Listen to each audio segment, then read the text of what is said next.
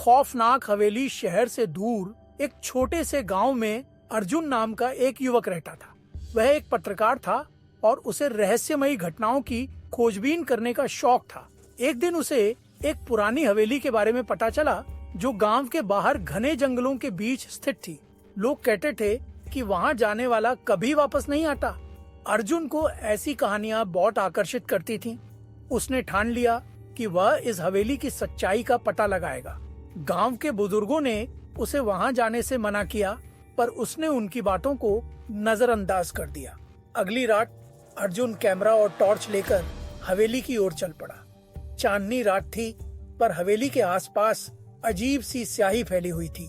हवेली के दरवाजे पर लगे लकड़ी के पैनल सड़ चुके थे और उस पर जाले लगे हुए थे। अर्जुन ने दरवाजा ढकेला तो वह चरमराते हुए खुल गया। अंदर गुप्त अंधेरा था। अर्जुन ने टॉर्च जलाई और चारों ओर देखने लगा। हवेली के अंदर अजीब सी गंध थी, जैसे वहां सालों से कोई न आया हो। दीवारों पर पुराने चित्र टंगे थे जिनमें कुछ लोगों की तस्वीरें थीं, लेकिन उनकी आंखें अंधेरे में चमक रही थीं। अर्जुन को हल्की घबराहट हुई, लेकिन उसने खुद को संभाला और अंदर बढ़ा। जैसे ही उसने पहली मंजिल की ओर कदम बढ़ाया, उसे किसी के चलने की आवाज आई। वह चौकन्ना हो गया और धीरे धीरे सीढ़ियां चढ़ने लगा। अचानक एक दरवाजा अपने आप खुल गया और ठंडी हवा का झोंका आया। अर्जुन ने अंदर झांका तो वहां एक पुरानी कुर्सी पर कोई बैठा था।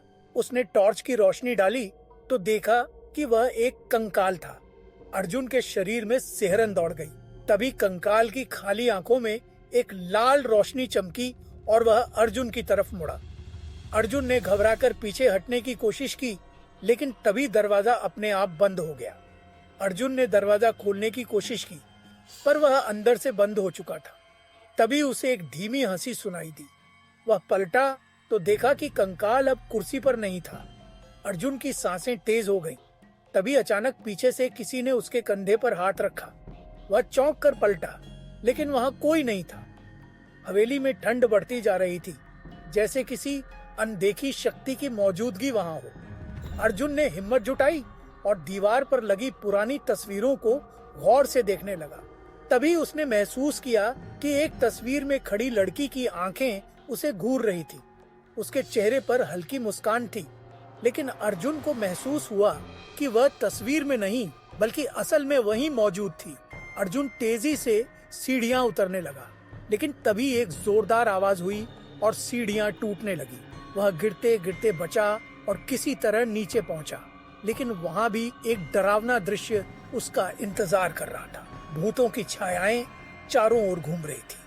अर्जुन के चारों ओर साए मंडरा रहे थे और अचानक किसी ने उसे पीछे से धक्का दे दिया।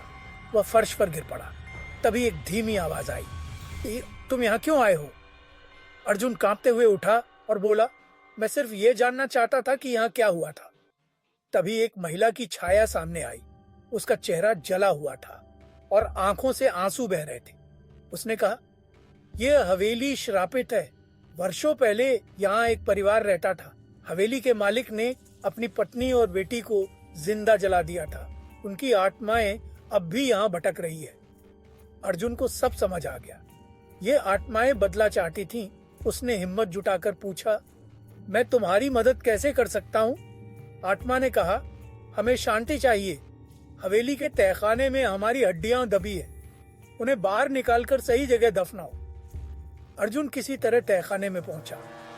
वहां एक पुराना संदूक रखा था। उसने उसे खोला तो अंदर हड्डियां और राख थी। अचानक हवेली कांपने लगी। आत्माएं जोर जोर से चिल्लाने लगी। अर्जुन ने जल्दी से उन हड्डियों को एक थैले में रखा और हवेली से बाहर निकलने लगा।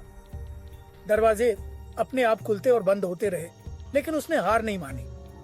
जैसे ही वह बाहर निकला, हवेली जोरदार धमाके के साथ ढह गई। अर्जुन ने उन हड्डियों को गांव के श्मशान में ठीक से दफनाया। तभी आसमान में एक हल्की रोशनी चमकी और एक शांत आवाज आई, अब हमें मुक्ति मिल गई। अर्जुन ने राहत की सांस ली। वह जानता था कि उसने एक बड़ा खतरा मोल लिया था, लेकिन अब वह आत्माएं शांति में थीं। हवेली खत्म हो चुकी थी, लेकिन अर्जुन के मन में हमेशा यह सवाल बना रहा, क्या सच में यह अंत था या कुछ और बाकी था? खौफ